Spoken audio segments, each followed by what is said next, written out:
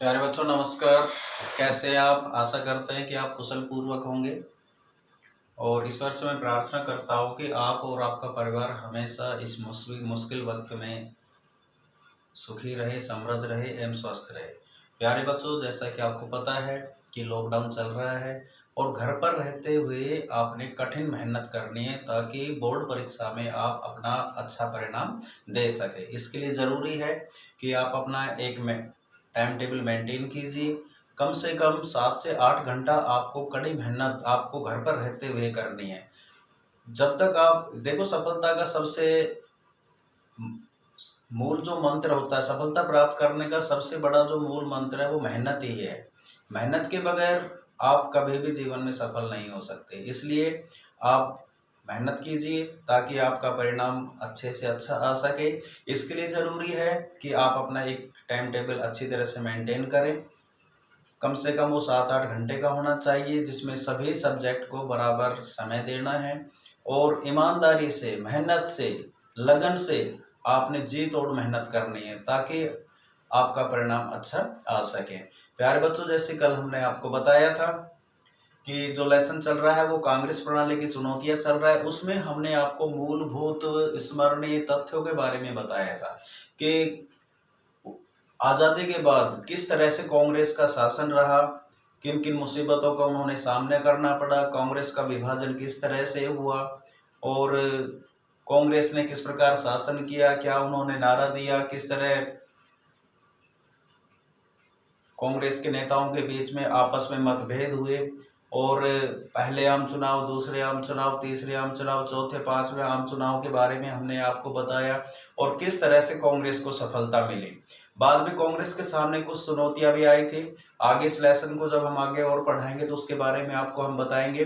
कल हमने बहुत सी ऐसी बातें आपको बताई थी मूलभूत स्मरणीय तत्व में, तथ्यों के अंदर कि किस तरह से कांग्रेस में विभाजन हुआ। उसमें मैं आपको याद दिलाना चाहता हूँ कि कांग्रेस में जो विभाजन का मेन कारण था वो था सिंडिकेट के नेताओं के द्वारा मनमानी करना। दूसरा, एक राष्ट्रपति के चुनाव के कारण भी कांग्रेस के नेताओं के अंदर मतभेद पैदा हो गए थे। तो इसमें आपने देखा था कि कांग्रेस को चौथे आम चुनाव के अंदर बहुत ही कम सफलता प्राप्त हुई थी और लगभग 9 राज्यों के अंदर गैर कांग्रेसी सरकारें बनी थी। तो इसके बारे में हमने आपको बताया था कि कौन कौन से प्रधानमंत्री बने। जैसे कि आपको पता है कि जो पहले प्रधानमंत्री कांग्रेस के बने थे वो प्रधान कौन थे? पंडित जवाहरलाल नेहरू थे। उसकी मृत्यु के बाद लाल बहादुर शास्त्री जी बने। लाल बहादुर शास्त्री जी की मृत्यु के बाद इंदिरा गांधी को प्रधानमंत्री बनाया गया, जो 1966 से 77 तक और 80 से 84 तक देश की प्रधानमंत्री रही। और किस तरह से उन्होंने कांग्रेस को पुनर्जीवित किया था, क्योंकि 1969 के राष्ट्रपति के चुनाव के बाद कांग्रेस में विभाजन हो गया, कांग्रेस और कांग्रेस आर बन गई थी। तो इंदिरा गांधी ने कांग्रेस की प्रकृति को ही बदल डाला था और कांग्रेस को पुनर्स्थापना, पुनर्जीवित करने में इंदिरा गांधी का बहुत बड़ा महत्वपूर्ण रोल प्ले रहा, बहुत बहुत बड़ी भूमिका रही है।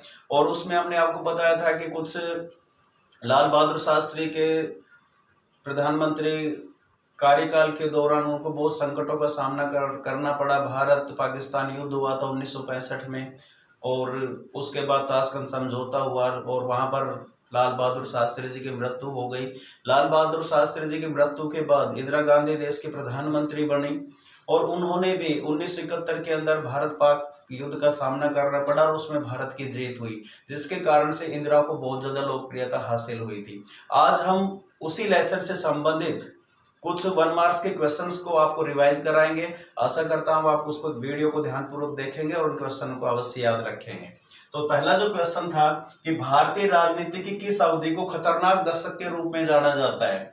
तो देखिए, भारत की राजनीति में सबसे महत्वपूर्ण जो खतरनाक दशक था वो 1960 का दशक था। उसमें आपने देखा कि किस तरह से भारत के सामने समस्याएं आई।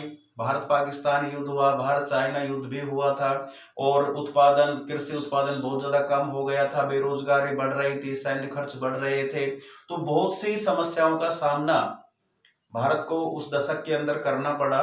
तो इसलिए सबसे महत्वपूर्ण जो खतरनाक दशक है वो 1960 का जो दशक है, 1960 के दशक को ही हम खतरनाक दशक के रूप में जानते हैं।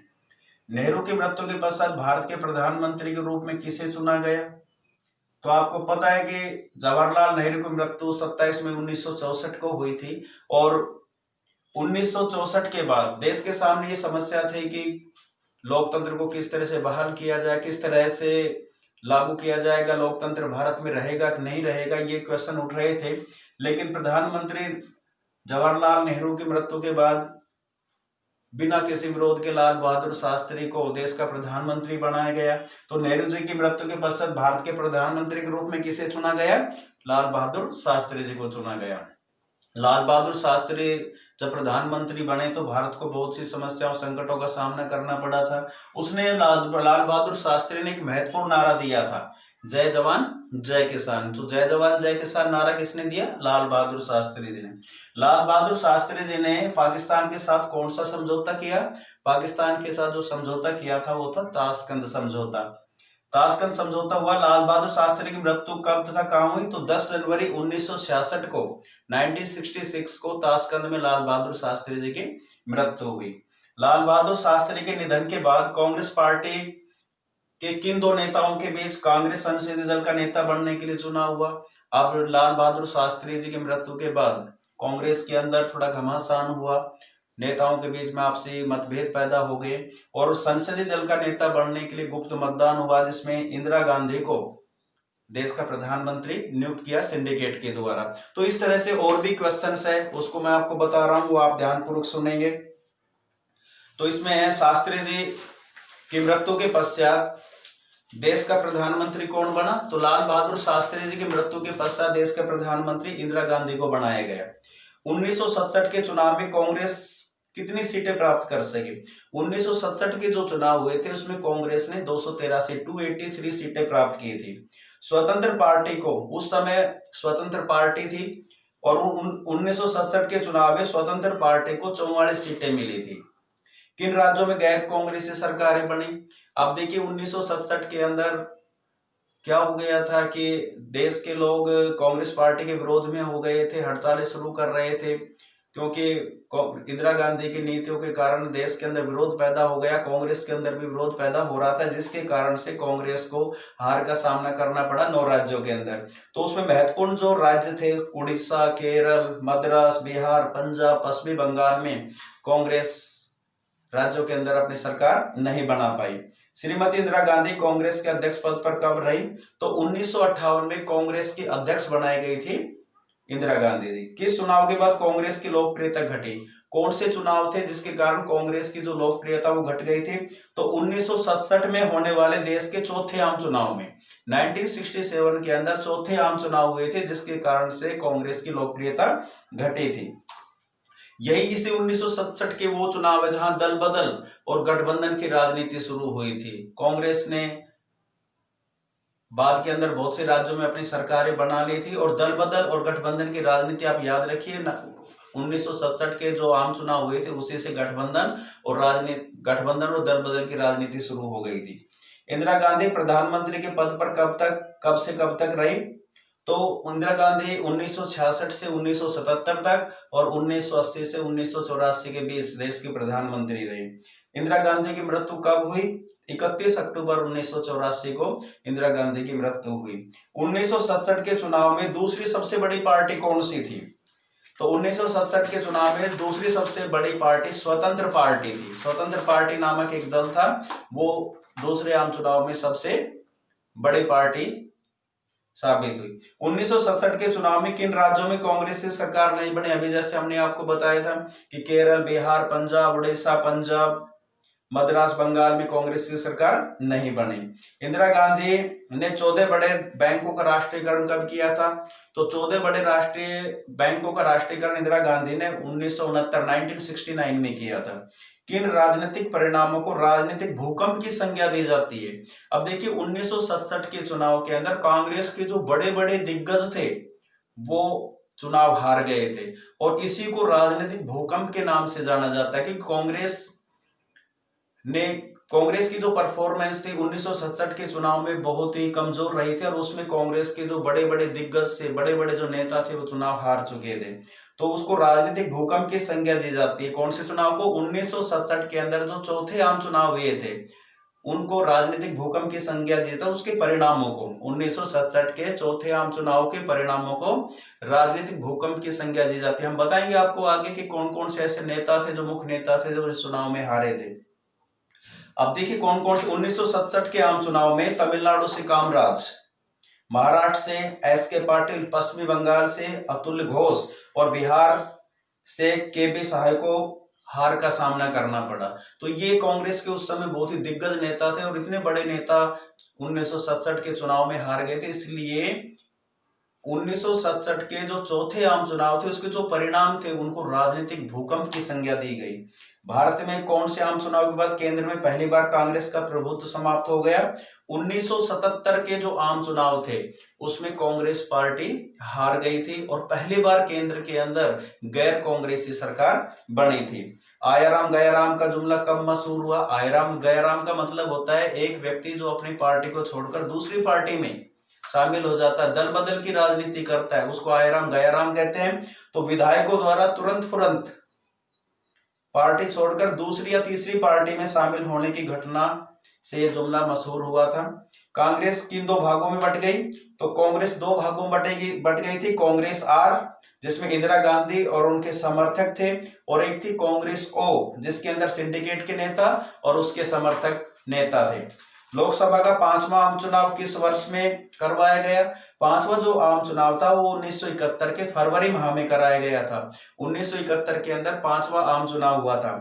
इंदिरा गांधी को प्रधानमंत्री बनवाने में किसने महत्वपूर्ण भूमिका निभाई? जैसे कि आपको पता है इंदिरा गांधी को प्रधानमंत्री बनाने में महत्वपूर्ण भूमिका सिंडिकेट के नेता, कांग्रेस के अंदर जो सिंडिकेट थे उन्होंने महत्वपूर्ण भूमिका निभाई थी। वो ये सोचते थे कि इंदिरा गांधी को इतना ज्यादा अनुभव नहीं है और अनुभव कम होने के कारण कांग्रेस की नीतियों के अंदर उनकी सारी बात मानी जाएगी, इसलिए सिंडिकेट के नेताओं ने मोरारजी देसाई के स्थान पर इंदिरा गांधी को प्रधानमंत्री बनाया।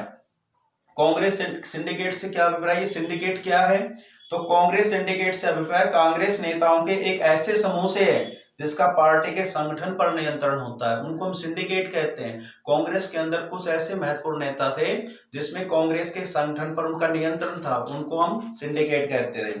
सिंडिकेट और इंदिरा गांधी के बीच गुटबाजी खुलकर कब सामने आई? तो सिंडिकेट और इंदिरा के बीच में खुलकर गुटबाजी 1969 के 1969 के राष्ट्रपति जो चुनाव हुए थे उस राष्ट्रपति चुनाव के अंदर इंदिरा गांधी और सिंडिकेट के बीच में खुलकर आमना सामना हो गया था और यहीं से इसी कारण से कांग्रेस के अंदर विभाजन भी हुआ था। गैर कांग्रेसवाद क्या है? अब देखिए गैर कांग्रेसवाद का अर्थ क्या होता है? गैर कांग्रेसवाद का मतलब कांग्रेस के विपक्ष में सभी की सभी पार्टियां होकर कांग्रेस को हराने के लिए एकजुट हो गई थी। तो राम मनोहर लोहिया ने गैर कांग्रेसवाद के पक्ष में सैद्धांतिक तर्क दिया था कि कांग्रेस, उनको पता था राम मनोहर लोहिया जी वो गैर कांग्रेसवाद के पक्ष में थे, उसका मतलब था कि ये कांग्रेस के अलावा जितनी भी पार्टियां हैं उनकी शक्ति कम हो रही है क्योंकि वो अलग अलग लड़ रही है। यदि कांग्रेस को हराना है तो सभी जो गैर कांग्रेसी पार्टी उन सबको एक होगी और उनकी ताकत बढ़ेगी, तभी कांग्रेस को हराया जा सकता है। तो कांग्रेस का शासन अलोकतांत्रिक तथा साधारण और गरीब लोगों के हित में नहीं है, ऐसा राम मनोहर लोहिया का सोचना था और वो गैर कांग्रेसवाद के पक्ष में सैद्धांतिक तर्क दिया था कि कांग्रेस अलोकतांत्रिक और साधारण और गरीब लोगों के हित में नहीं है, ऐसा विचार राम मनोहर लोहिया ने दिया था। तो गैर कांग्रेसवाद का अर्थ क्या हुआ कि कांग्रेस के अलावा जितनी भी विपक्षी पार्टियां थी उन सब ने मिलकर कांग्रेस को हराया था। कांग्रेस को हराने के लिए सारी पार्टियां एकजुट हो गई थी, उसी को गैर कांग्रेसवाद कहा था। कांग्रेस की नीति से खिलाफ जो भी दल थे वो सब गैर कांग्रेसवाद में आते हैं। तो इस तरह से 1 मार्क के क्वेश्चन हमने कांग्रेस प्रणाली की चुनौतियों के बारे में आपको बताया। इन क्वेश्चंस को आप अवश्य लर्न करेंगे और जिन बच्चों ने क्वेश्चन नहीं किए हैं वो इन क्वेश्चंस को कर मेरे व्हाट्सएप नंबर पर अवश्य करें, अवश्य भेजें। Thank you.